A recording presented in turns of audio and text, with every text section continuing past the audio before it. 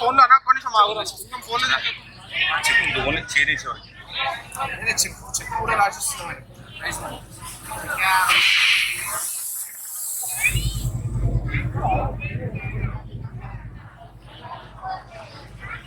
మేము దాదాపు షానవాజ్ భాయ్ని 50 లక్షల రూపాయల ఆఫర్ ఇచ్చినా కూడా ఈ దున్నరాజుని మేము అందరము కూడా తీసుకుందామని చెప్పేసి